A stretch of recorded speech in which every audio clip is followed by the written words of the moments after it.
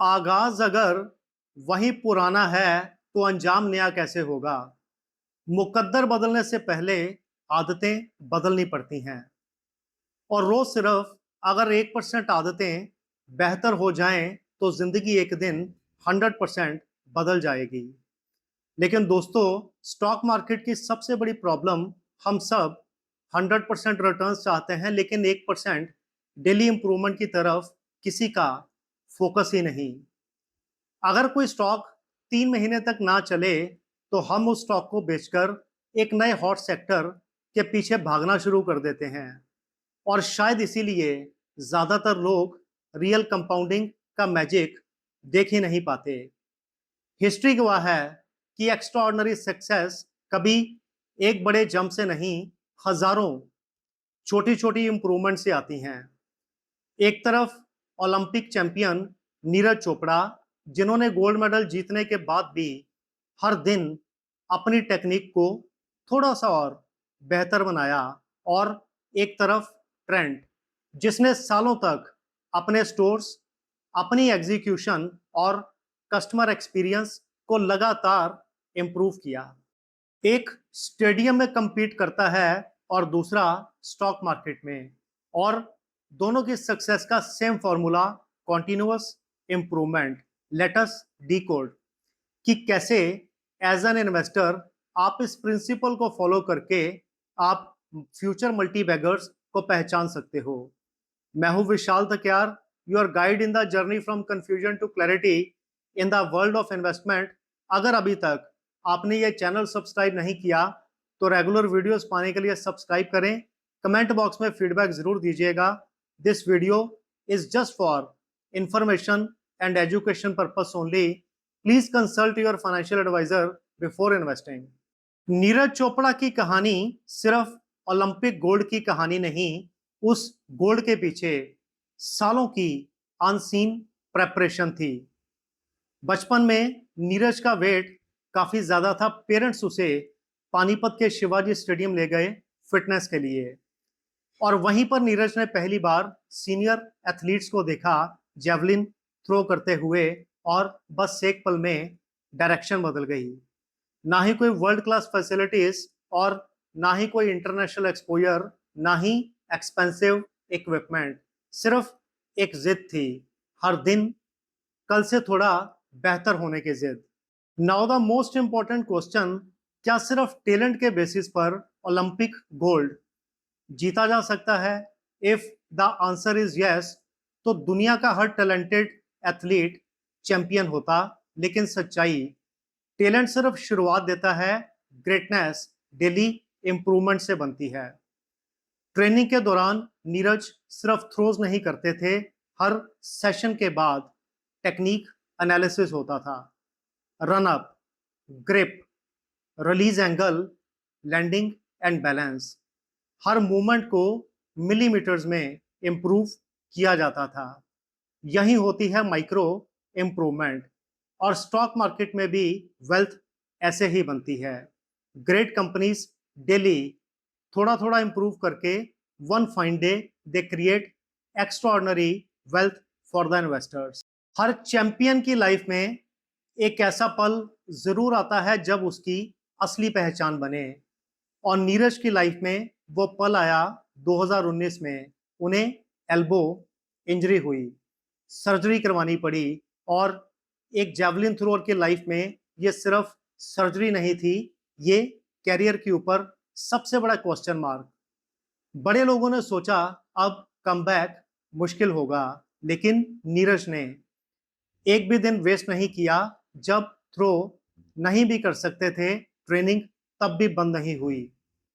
Lower body strength, mobility, और हर दिन सिर्फ 1% खुद को इंप्रूव करने की कोशिश, और यही कोशिश उनके कमबैक की फाउंडेशन बनी। Now the most inspiring fact, Olympic gold के बाद क्या नीरज रुक गए? तो बिल्कुल नहीं, क्योंकि चैंपियन बनना मुश्किल होता है लेकिन चैंपियन बने रहना उससे भी ज्यादा मुश्किल। नीरज ने अपनी ट्रेनिंग को और रिफाइन किया और पेरिस ओलंपिक्स में 89.45 मीटर्स का थ्रो किया, which was one of the best throws of his career, result silver medal. लेकिन मैसेज गोल्ड मेडल से भी बड़ा, क्योंकि चैंपियंस वो सिर्फ मेडल्स नहीं, they chase the standards. Olympic gold हो या मल्टी बैगर, दोनों की शुरुआत सिर्फ 1% डेली इंप्रूवमेंट से होती है। अब बात करते हैं कॉरपोरेट दुनिया की, एक साइलेंट परफॉर्मर की, ट्रेंट लिमिटेड। रिटेल दुनिया के सबसे डिफिकल्ट बिजनेसेस में से एक माना जाता है। फैशन रोज बदलता है, कस्टमर रोज बदलते हैं, और कंपटीशन हर महीने बदलता है। और रिटेल में अगर कहीं इन्वेंट्री गलत आ जाए तो आपका प्रॉफिट कुछ ही दिनों में लॉस में बदल सकता है। लेकिन ट्रेंट ने इस बैटलफील्ड में वो कर दिखाया जो नीरज चोपड़ा ने एथलेटिक्स में किया, डेली खुद को इम्प्रूव किया। नाउ समथिंग वेरी इंटरेस्टिंग, जब दूसरी रिटेल कंपनीज हर जगह स्टोर्स खोलने की रेस में थी, तो ट्रेंट ने इतनी जल्दी क्यों नहीं की? क्योंकि पहले सिस्टम्स फिर स्केल। कंपनी ने पहले कस्टमर को समझा, अपने स्टोर फॉर्मेट को रिफाइन किया, सप्लाई चेन को मजबूत बनाया, और उसके बाद जब यह मॉडल बार बार सक्सेसफुल हुआ तो एक्सपेंशन की स्पीड बढ़ा दी। और शायद इसीलिए Zudio is not just a fashion brand, ये एग्जीक्यूशन मशीन बन गया। स्टॉक मार्केट भी हमेशा उन कंपनीज को रिवॉर्ड करती है जो अपने बिजनेस में हर दिन थोड़ा थोड़ा इंप्रूव करें। लेकिन ट्रेंट की असली स्ट्रेंथ सिर्फ कपड़े बेचना नहीं, डिसीजन मेकिंग है। हर एक प्रोडक्ट, हर एक शेल्फ, हर एक स्क्वायर फीट कंपनी से एक सवाल पूछता है, am I profitable? And if the answer is no, then only two decisions they come into the picture. या तो स्टोर को इंप्रूव करो, फॉर्मेट बदलो, या बंद कर दो। और इस डिसिप्लिन की वजह से हर एक स्टोर थोड़ा थोड़ा इंप्रूव होता गया, प्रोडक्टिविटी बढ़ती गई, and the entire business it became a compounding machine. Let us uncover the investing principles from the extraordinary journeys of Neeraj Chopra and Trent। तो इन्वेस्टिंग प्रिंसिपल नंबर 1, इंप्रूवमेंट पहले दिखती है और प्राइस बाद में। नीरज चोपड़ा और ट्रेंट दोनों की जर्नी की सिर्फ एक ही बुनियाद, कॉन्टिन्यूअस इंप्रूवमेंट।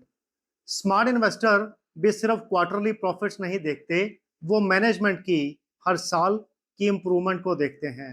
नेस्ले इंडिया ने भी सालों तक अपने ब्रांड्स, अपने प्रोडक्ट्स, अपने डिस्ट्रीब्यूशन को लगातार इंप्रूव किया। मार्केट ने स्टॉक को बाद में रिवॉर्ड दिया। प्रिंसिपल 2, इन्वेस्टर्स सिर्फ प्राइस देखते हैं और विनर्स प्रोग्रेस देखते हैं, क्योंकि लॉन्ग टर्म में रिटर्न सिर्फ मार्केट के मूड पर नहीं, बिजनेस की एग्जीक्यूशन पर डिपेंड करते हैं। अगर कोई स्टॉक कुछ महीने तक ना चले तो बिजनेस की क्वालिटी देखिए। If the business is improving with the every passing day, तो कंपाउंडिंग की स्टोरी अभी खत्म नहीं हुई। I am sure this video will definitely make a lot of value addition in your investing journey. Comment box में feedback जरूर दीजिएगा। In case अगर आपने ये चैनल अभी तक सब्सक्राइब नहीं किया तो रेगुलर वीडियोस पाने के लिए सब्सक्राइब करें। Thank you so much and जय हिंद।